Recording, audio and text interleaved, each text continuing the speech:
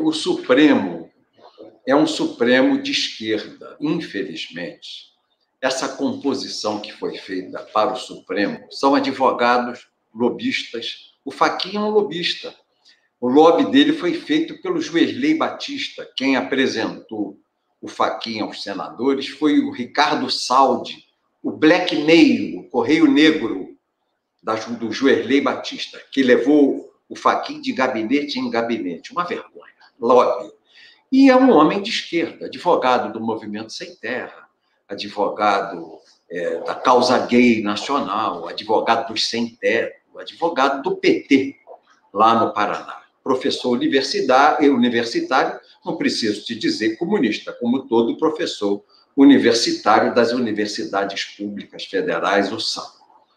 Então, o que ele fez? Ele aproveitou a oportunidade, sendo ontem o Dia Internacional da Mulher, dia 8, e quis assim, fazer sombra ao Dia da Mulher Internacional. Quis roubar a cena.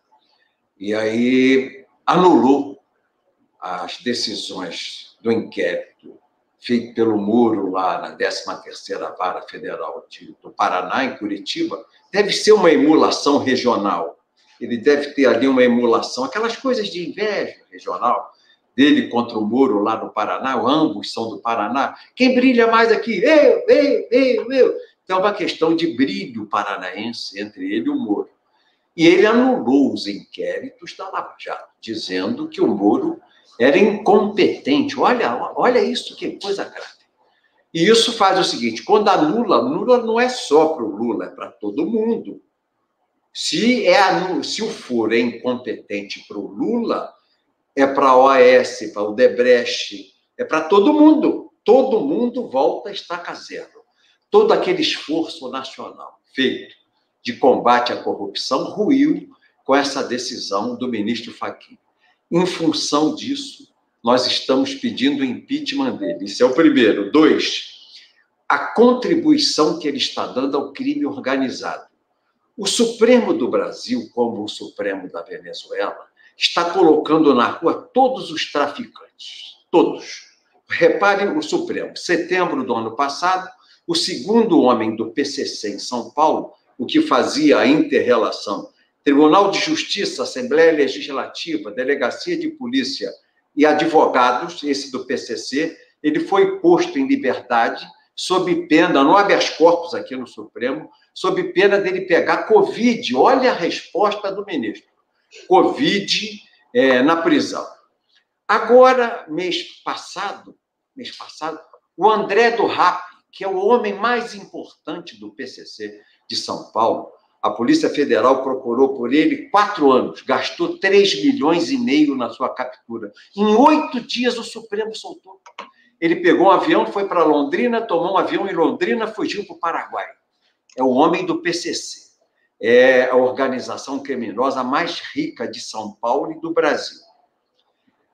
Entrou um outro cara do PCC semana passada, preso com 180 quilos de cocaína. No dia seguinte, o Supremo soltou.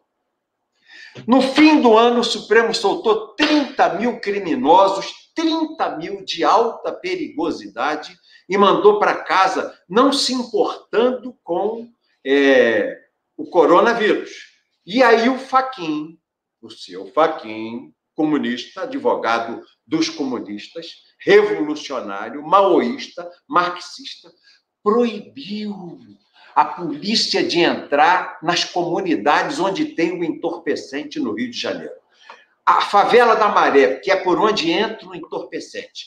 Os navios, os barcos param a 10 quilômetros da costa, passam toda a cocaína, a maconha, para os barcos de pescadores e as armas. Eles vêm na Maré, na Baixa do Sapateiro ali, e tiram e levam para os morros. Então, está proibido policial litoral. É proibido passar lancha, policiando o litoral em volta da maré.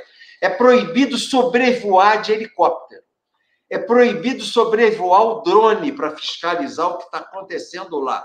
E é proibido a infantaria, a tropa da PM entrar lá.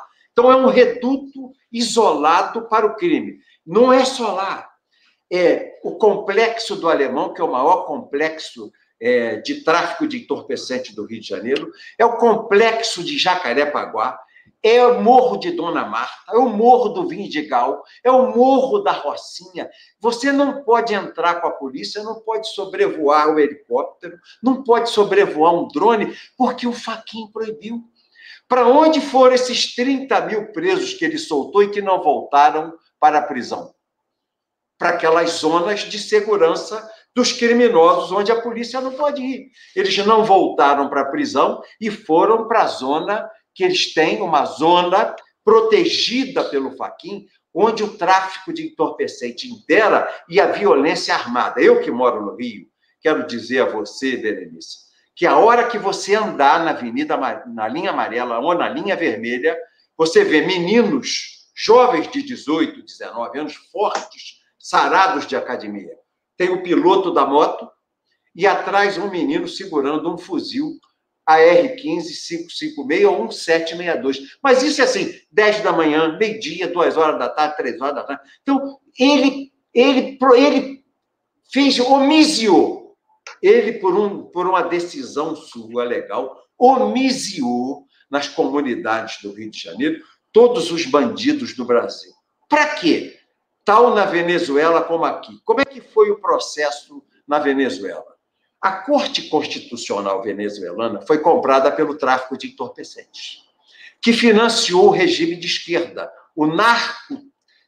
A narcoditadura venezuelana do Coronel Chávez e a narcoditadura venezuelana do Maduro, elas foram instaladas no poder por quem? Pela Corte Constitucional. Os traficantes compraram a Corte Constitucional, porque era mais barato pagar 13, 11, do que pagar 600 congressistas. Então, o que eles fizeram? Soltaram todos os traficantes e os bandidos. Os bandidos foram fazer os coletivos armados para bater nas pessoas de família que faziam fora Chaves ou fora Maduro, como tem aqui no Brasil. Os caras que iam com a camisa da Venezuela, viva a democracia, a liberdade, Deus, a pátria, eles atiravam, matavam a facada, a paulada. Os coletivos que eles organizaram foram feitos pelos presos que eles puseram em liberdade. 2, prenderam todos os líderes de mídia social, todos. Cara como eu, como o Oswaldo Eustáquio, todos presos. Fecharam a mídia social deles e prenderam todo blogueiro, todo tuiteiro de mídia social, não é? Prenderam os líderes de oposição, meteram na cadeia os líderes de oposição. Fecharam as rádios, as TVs e os jornais que eram liberais e cristãos, conservadores. Todos foram presos. E o que fizeram? Fraudaram as eleições. 3 eleições consecutivas, a Suprema Corte, financiada pelo narcotráfico na Venezuela, fraudou. Tal lá como cá. O que está acontecendo no Brasil? É igualzinho. A história se repete. Olha o que está fazendo o nosso Supremo se já não foi feito na Venezuela. Agora eles querem soltar o criminoso mor. O Lula, para botar na cadeira. Ele é o Coronel Chaves. E será que isso faz parte... Perdão, pode concluir. Mas eu ia te perguntar, será que isso faz parte de algum tipo de plano para as eleições de 2022, soltar Lula e também anular suas condenações? Claro que é para ele concorrer e soltar o Zé Dirceu, que já eles soltam o Zé Dirceu, que é para o Zé Dirceu assessorar. O que nós estamos vendo no Brasil é tal lá como cá. E o que é grave, quando o Supremo, através do Fachin e seus ministros, amarra as mãos do presidente na pandemia, na gestão econômica do Brasil, e agora, nesse toque de recolher, isso é um escândalo, Berenice.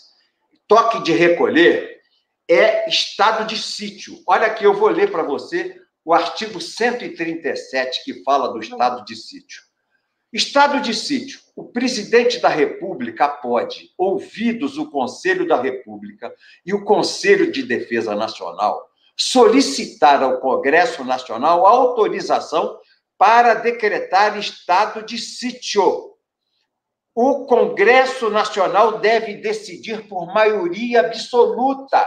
E aí, o que são as medidas? Obrigação de permanência em localidade determinada. Isso é toque de recolher. Suspensão de liberdade de reunião, que está vendo, proibição, inclusive, das igrejas abrirem para receber os seus fiéis, e busca e apreensão em domicílios. Isso é estado de sítio. Só o presidente da República pode fazer isso. Compete privativamente ao presidente da República decretar o estado de defesa e o estado de sítio. Artigo 84 da Constituição. O que fez o Supremo? Os governadores é que estão decretando o estado de sítio. O toque de recolher é estado de sítio. Então, o governador de São Paulo, o governador do Rio Grande do Sul, o governador da Bahia, o governador de vários estados do Brasil, do Maranhão, se investindo no papel de presidente da República em competência privativa, sem ouvir o Congresso Nacional, estão decretando toque de recolher, que é estado de sítio, medida de competência privativa do presidente da República. É a terceira vez que o Supremo tira das mãos do presidente sua competência privativa. Isso está fazendo o quê? Transformando o Brasil, que está escrito aqui no preâmbulo da Constituição Pátria. Nós promulgamos, sob a proteção de Deus, a seguinte Constituição da República Federativa do Brasil. Nós não somos um Estado confederado. Os Estados não têm a mesma importância da presidência da República. O governador está em linha hierárquica abaixo do presidente. O Supremo igualou. Então, fez no Brasil um Estado confederado que levou a América à Guerra da Secessão em 1760. O que nós estamos vendo no Brasil aliás, em 1860, é uma guerra confederada. Já já você vai ter divisão territorial, é uma ameaça que o Supremo está fazendo. A estabilidade territorial brasileira, a unidade territorial brasileira está sob risco. É uma secessão o que o Supremo está fazendo, empoderando governadores, empoderando prefeitos e amarrando as mãos do presidente. Já já você vai ter movimento separatista, já já a gente perde a Amazônia. É uma violência à segurança nacional e à integridade territorial do Brasil. O Supremo decretou o Estado confederado. Hoje o Brasil não é mais república federativa, é um Estado confederado. Os governadores podem mais que o presidente. Eles invadiram atribuições privativas e estão governando o país, inclusive cerceando as liberdades individuais. Diz que 10 horas da noite, você, Berenice, não pode mais sair de casa. Toque de recolher é estado de sítio. Que a dona Maria... Aqui no DF está assim, foi decretado hoje, inclusive, a partir das 10. E isso feito junto com o despacho do Fachin. Para que foi feito junto? Para evitar manifestações públicas contra a decisão do Fachin aqui na esplanada dos ministérios.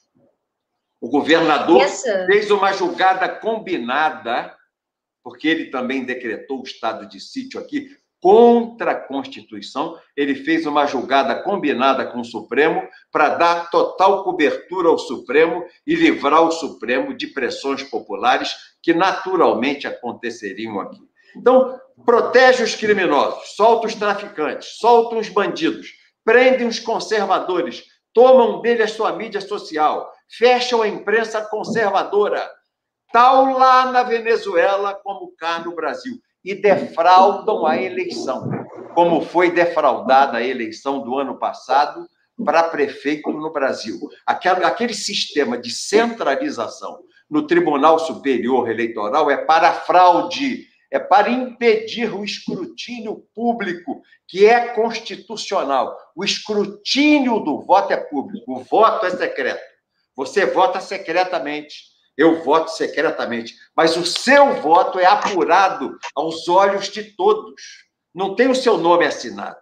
O escrutínio é público. E o Supremo transformou isso em escrutínio secreto manipulável. E ainda tiveram a castimônia, a sem-vergonhice, a falta de respeito ao povo do Brasil de dizer: nós atrasamos 2h30 porque os hackers invadiram o nosso sistema. Que conversa é essa? Que conversa é essa? Isso é uma causa de perplexidade.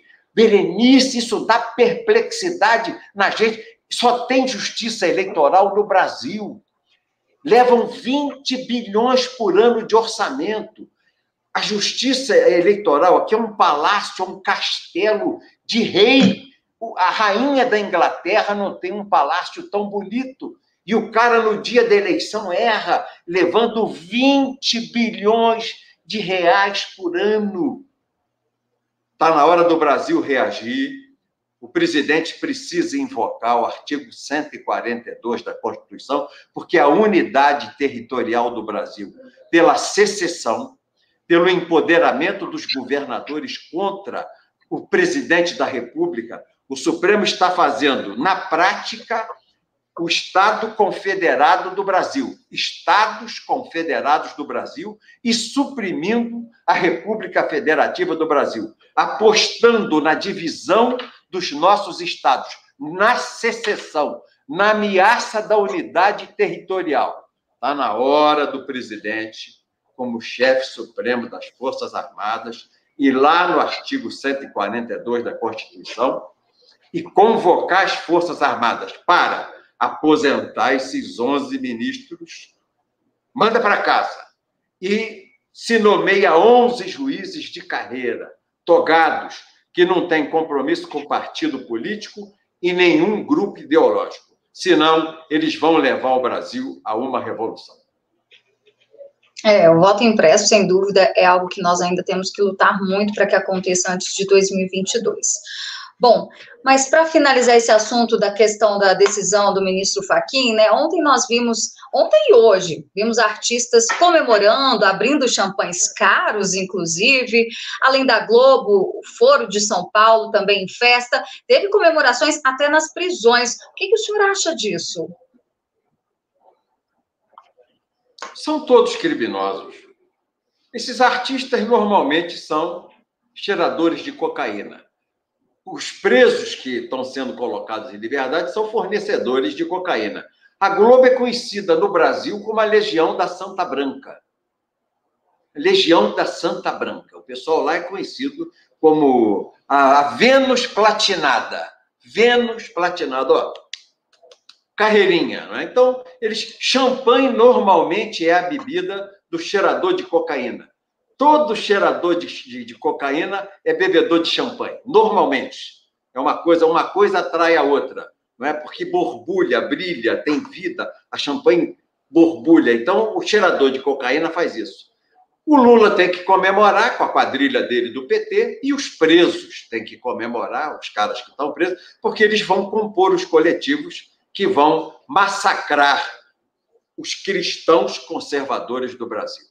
O que foi feito foi para afrontar o presidente da República e os cristãos conservadores do Brasil. Esses não estão comemorando. Pois é, e eu recebi aqui uma informação, um pouco antes da gente entrar na live, né, o ministro Gilmar Mendes, ele pautou para essa tarde a suspeição do Moro. Qual a sua opinião sobre isso? Como é que um suspeito pode decretar suspeição de outro? O Gilmar é suspeito. Decretar a suspeição de outro sendo suspeito. Como é que um rabudo aponta rabo do outro rabudo?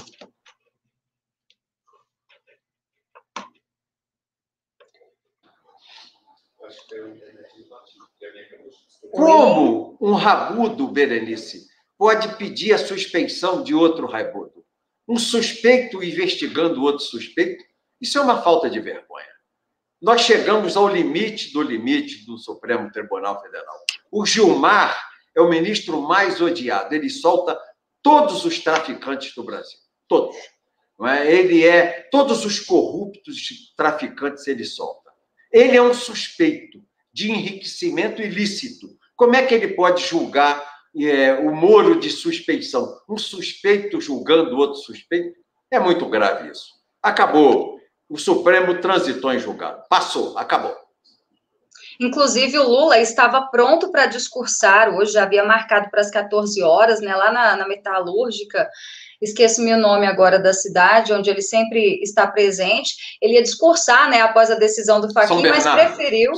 Isso, São Bernardo. Mas preferiu esperar agora a questão desse julgamento da suspeição para amanhã sim falar. Ele vai estar com a faca e o queijo na mão, né, Roberto? Vamos ver se o suspeito aponta o outro suspeito. É um suspeito julgando o outro suspeito. Ambos são suspeitos. E um vai julgar o outro. E amanhã o Lula vai juntar a sua quadrilha e bando para fazer a comemoração lá em São Bernardo do Campo. Tudo isso contra Deus, contra a pátria, contra a família, contra a liberdade e contra a vida. Tudo isso é uma obra do Satanás. A guerra é espiritual e nós temos que estar preparados para ela. Vamos enfrentá-los em nome de Deus. E o senhor tem acompanhado o caso do deputado federal Daniel Silveira, sem dúvida, né? O senhor acha que ele pode continuar preso por mais quanto tempo? É um absurdo a prisão dele, eu não sei. Até o humor do Alexandre Moraes se modificar. Aquilo depende do humor. Um homem de opinião está preso. Um traficante que foi preso com 180 quilos de cocaína foi solto porque é do PCC 2 dias depois. Mas o Daniel Silveira, deputado federal, oficial de PM de carreira, porque xingou os ministros do Supremo, foi preso. Está numa cela, sendo humilhado, preso longe da família, contra a Constituição, porque ele não podia ser preso. Ele está preso. E os traficantes e criminosos estão soltos. Esse é o Supremo, igual o da Venezuela. Tal lá como cá. A história está se repetindo no Brasil. E o povo, Roberto Jefferson, o povo não pode perder as esperanças, né? Não, e o presidente Bolsonaro precisa reagir. Precisa reagir. Nós temos que reagir. Está na hora do leão rugir. Não é mais hora de gato miando. É hora do leão rugir. Há uma ameaça à integridade territorial do Brasil. Há uma ameaça de secessão. Há uma ruptura com a ordem legal e institucional no Supremo que está entrando em atribuições da Presidência da República e do Poder Legislativo. Chega, ponto final, nós temos que acabar e aposentar esses 11 ministros venezuelanos, os 11 bolivarianos têm que ir embora para casa, sob pena de colocarem na cadeira um comunista, como colocaram Chaves e consolidaram com Maduro na Venezuela. Ponto final. O povo tem que cobrar uma reação. Artigo 142 da Constituição. E a esquerda, a última pergunta, que eu sei que o nosso tempo é precioso e do senhor também, é a esquerda. O senhor acredita que vai continuar avançando? Avançando? Ela está parada. Ela está esperando essa decisão para avançar. E se ela ganhar, todo isentão, todo bonitão que está aí, porque o Zé Disseu disse, nós vamos tomar o poder, não é pela eleição, que na Venezuela não foi eleição. Foi através da Suprema Corte. O que está acontecendo no Brasil. Pode saber que todo mundo que hoje está aí quietinho, com medo de tomar uma atitude, vai para o paredão. A esquerda é diferente de nós. Nós, quando ganhamos, nós processamos dentro da lei, como foi a Lava Jato, como foi o Mensalão. A esquerda não. Julga e manda para o paredão. Se a esquerda voltar, ela vai eliminar fisicamente todos os seus adversários, porque não há mais condições de nós convivermos com um país radicalizado na esquerda. Em nome de Deus, da pátria, da família, da liberdade da vida, nós vamos enfrentá-los. Eu ajoelho a Deus, mas não reverencio o tirano comunista. Vamos enfrentá-los no meio da rua. Se é para lá que nós temos que ir, machado na mão, faca no dente. Vamos sangrar pelas nossas convicções. Deus acima de tudo. Deus acima de todos. Roberto Jefferson, mais uma vez, muito obrigada pela sua participação. Obrigada a todos que acompanharam nós aqui, participaram pelo chat. Eu deixo agora esse espaço final para os agradecimentos finais também do senhor. Muito obrigado a você. Eu estou frustrado como frustrado está o povo do Brasil. Não dá mais para confiar nesse Supremo. Ele vai arrastar o país para a divisão interna. Nós vamos ter movimentos separatistas em estados brasileiros. Nós vamos ter a perda da Amazônia. Eles vão transformar efetivamente o Brasil numa confederação de estados. Nós vamos virar republiquetas bolivarianas. Quando eles falam Bolívar, ele fez uma América, Equador, Peru, Bolívia, Paraguai, tudo republiqueta pequenininha. Só o português é que deu ao Brasil esse Estado continental, unidade de língua, unidade territorial e unidade de credo. Então, o que eu vejo o Supremo fazer hoje é conspirar contra a unidade territorial do Brasil e contra as nossas convicções culturais, cristãs, judaico-cristãs, contra a nossa cultura e a nossa civilização. Ou reagimos, ou depois é chorar sobre o leite derramado. Deus acima de todos. Deus acima de todos. Vamos à luta. Vamos à luta. Obrigada. Eu sou Berenice Leite, direto de Brasília, para a TV Jornal da Cidade Online.